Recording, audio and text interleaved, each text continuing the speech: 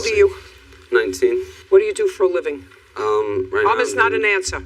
I'm doing construction. How many days a week? It's not an answer. 5. For whom? My friend's family. Who's this? That's my friend Noah. He's my witness in this case. It's not going to be good for you. You answered an ad that Mr. Motzko put on Craigslist for an ATV, and you went to his house in September. Do you remember the date in September? No, ma'am. What was the date in September? It was Labor Day of September.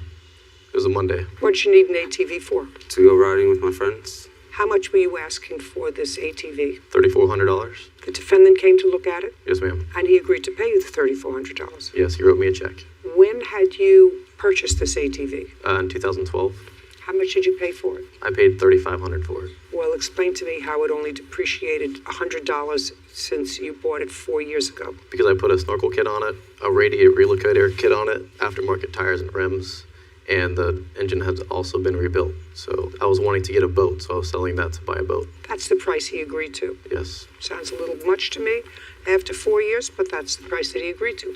It didn't make any difference to him because he stopped payment on the check Correct. after he left your premises with the ATV. Is that right, sir? Yes. And you never met him before. No, ma'am. So this is an arm's length transaction. And what the plaintiff said to you was, pay careful attention. I'll take the check.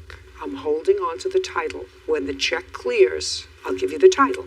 That sounds like a normal thing that this normal person would say to you, right? Yes. And that's what he said, not this nonsense that you wrote in your answer. He told me that... No, now you're thinking. Now you're thinking. Remember what you wrote? Yeah. Remember what you wrote in your answer? Yes, Do you I did. remember? Are you sure? Yes. Let's see.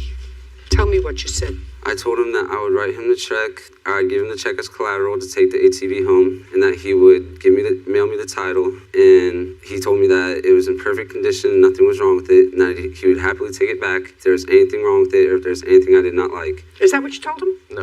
Of course not. Of course not. You gave him a check, he gave you the merchandise that you purchased, and then your friend was with you, right? Not this one, but a different one. He was there when it blew on me. Where was the friend that you went with? He could not come, but he gave me a written statement. I don't do written statements. I'm not going to take his testimony either. You drove off with the ATV. Yes, ma'am. You bought it. Now he canceled the check. Yes, ma'am. Because Monday the banks were closed, you couldn't go in. So what did you do? You went in on Tuesday? I tried to go Tuesday to my credit union because I also have a credit union. I've cashed other banks that are also credit unions at my credit union before, but for some reason they would not cash this check.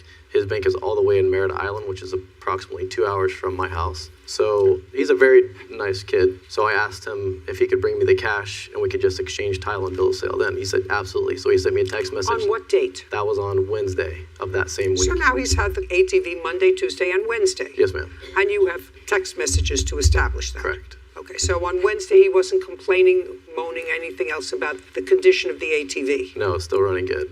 Fine, go ahead.